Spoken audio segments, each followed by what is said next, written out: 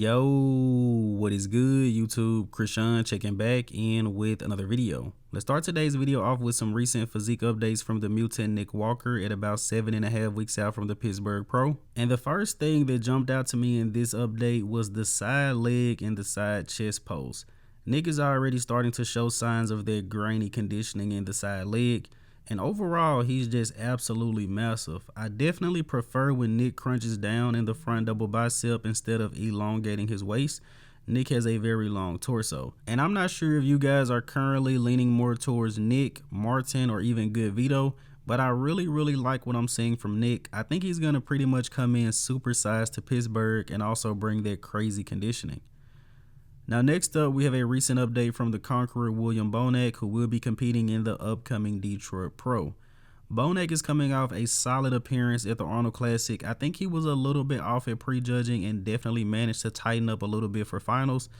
You could have argued that he honestly could have placed a little bit higher than what he did. And as Bonac has showed us many times, this is a guy you just cannot count out. So don't be surprised if he ends up walking away with the win in Olympia qualification in Detroit. Now next up, we have a recent update from Michal Krizo, who is looking very impressive. Cannot even notice that this guy had a whole surgery, was out for a little while and had to rehab to come back. Krizo looks like he never left at all, and I'm excited to see what he's going to bring to the stage. I'm not going to set my expectations too high, but I think it's possible that Krizo is going to look even a little bit better than what I was expecting. And the last update that we talked about of Krizo, conditioning also looked pretty good as well. But let me know you guys' thoughts. Now next up, we have a recent physique update from Tonio Burton ahead of the Legion Sports Fest. Tonio is posting updates pretty much every other day at this point, and I haven't heard a word of anyone else doing Legion yet. But Tonio is currently about 10 weeks out, and I would say he is on track to bringing a bigger and better package to the stage. Now next up, Rubiel posted a small clip of himself training on his story, and I figured why not talk about it. Haven't really heard much from Rubiel or Rubiel's camp as of late. Would be nice to see this guy on a bodybuilding stage and attempt to get to the Mr. Olympia. Just an idea. But always great to see Rubiel training. He's one of the few guys I actually enjoy watching train just because this guy's muscularity is on another level. Hopefully he'll be on stage soon. And in the next update of the day, we have a recent update from Colossus Ken.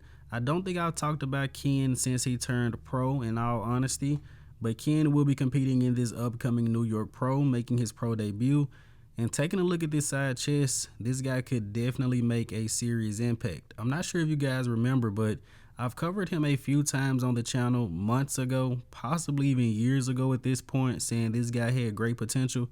He's jumping into a stacked lineup, but I think he could do pretty well.